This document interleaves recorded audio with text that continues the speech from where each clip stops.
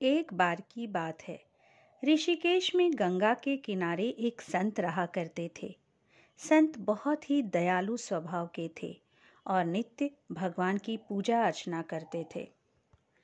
संत के बहुत सारे शिष्य थे जो उनके सानिध्य में शिक्षा ग्रहण कर रहे थे। वे संत जन्म से अंधे थे, लेकिन उनका एक नियम था।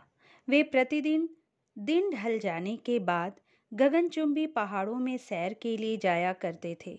जब भी वे भ्रमण के लिए जाते तो हरि का कीर्तन करते हुए जाते और इसी प्रकार वहां से रोज लौट आते। अपने गुरु को प्रतिदिन ऐसा करते देख उनके शिष्य असमंजस में पड़ जाते थे कि वे अंधे होने के बावजूद भी ऐसा कैसे कर लेते हैं।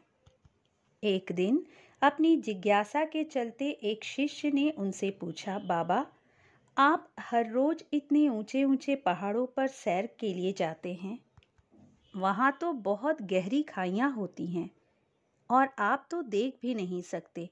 क्या आपको कभी डर नहीं लगता? कहीं पांव डगमगा गए तो, या कोई जंगली जानवर आ जाए तो? क्या आपको इस सब से जरा भी भय नहीं लगता? वह संत पहले थोड़ा मुस्कुराए और फिर वहां से चले गए। अगले दिन उन्होंने सुबह अपने शिष्य को भ्रमण के लिए साथ चलने को कहा। पहाड़ों पर चढ़ते समय बाबा शिष्य से बोल रहे थे कि यदि कोई गहरी खाई दिखे तो उन्हें बता दें। ऐसे ही वे दोनों चलते रहे और जैसे ही गहरी खाई आई, शिष्य ने बाबा को इस बारे में बताया और कहा, बाबा, गहरी खाई आ गई है।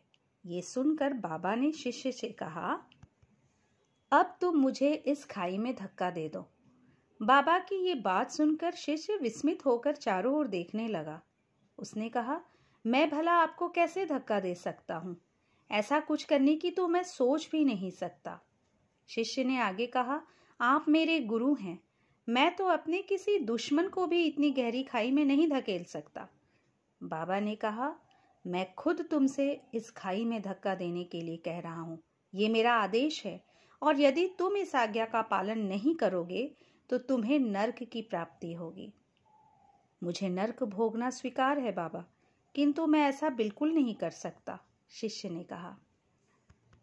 तब संत ने शिष्य से कहा, अब तुम्हें समझ आया? जब तुम एक सामान्य मनुष्य होकर मुझे गहरी खाई में नहीं धकेल सकते तो भला मेरा परमात्मा मुझे खाई में कैसे गिरने दे सकता है? भगवान हमेशा गिरे हुए को उबारते हैं और कभी किसी के साथ गलत नहीं होने देते।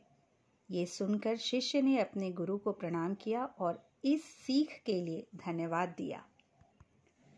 इस कहानी से हमें ये शिक्षा मिलती है कि हमें कभी भी ईश्वर से अपने विश्वास को कम नहीं करना चाहिए।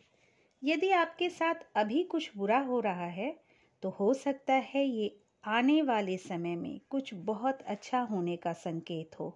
इसलिए भगवान पर हमेशा विश्वास रखें। उन्होंने आपके लिए ज़रूर कुछ अच्छा ही